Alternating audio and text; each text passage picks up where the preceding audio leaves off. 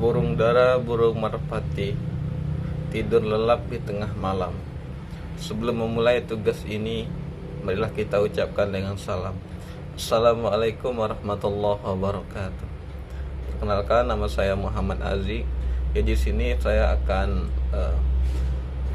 memaparkan poin-poin dari makalah kelompok 5, itu mata kuliah Hukum Ekonomi Syariah, yang berjudul tentang fikih muamalah dan menurut peraturan perundang-undangan di Indonesia. Sebelum itu kita ketahui bersama bahwasanya fikih muamalah adalah fikih atau kita definisikan sebagai hukum-hukum terhadap tindakan manusia, khususnya di bidang duniawi atau bidang transaksi ataupun muamalah, yang mana di dalamnya kita ambil contoh sedikit saja seperti hukum dalam kerjasama, kemudian hukum dalam hutang piutang, sewa menyewa, dan lain sebagainya. Itu dinamakan dengan fikih muamalah. Yang dalam ajaran Islam sendiri, yang mana fikih muamalah ini adalah fikih yang membahas tentang hablum minan nas, hubungan manusia dengan manusia yang lain, yang mana di dalamnya tujuan dari fikih muamalah itu sendiri itu agar terciptanya prinsip ekonomi yang sesuai dengan ajaran baginda Rasulullah SAW.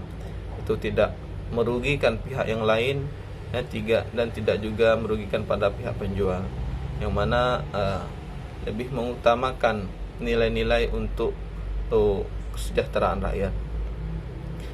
Kemudian dalam peraturan perundang-undangan sendiri atau konstitusi yang ada di Indonesia, itu kita ambil contoh sebagian saja di bidang atau di Departemen Perbankan Syariah.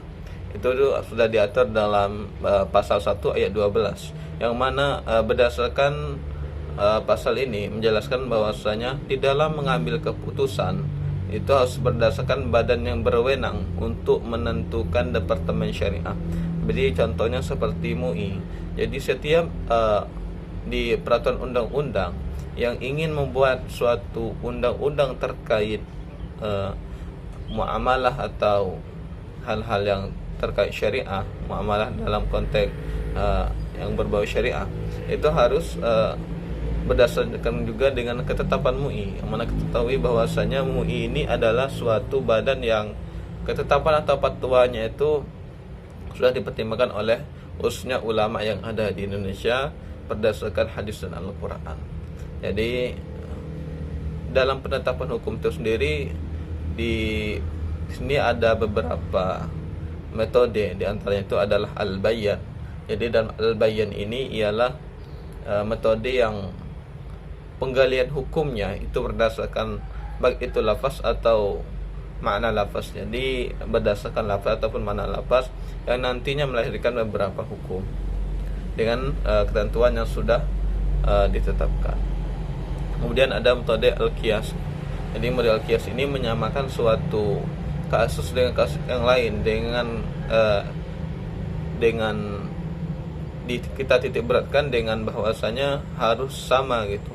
Tidak boleh umpama ingin menyamakan hal tersebut, padahal agar tercapainya hukumnya kita kehendaki itu tidak boleh.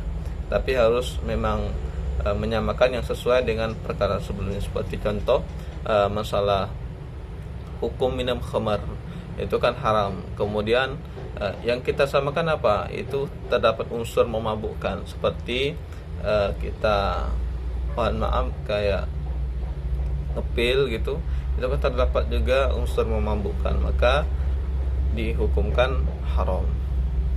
Kemudian jadi dalam Islam itu sendiri, apalagi di Indonesia yang mayoritas penduduknya muslim, tentu sangat menjunjung yang mayoritas muslim.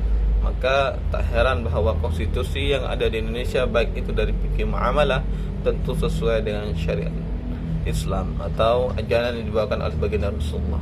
Sekian dari kami. Assalamualaikum warahmatullahi wabarakatuh.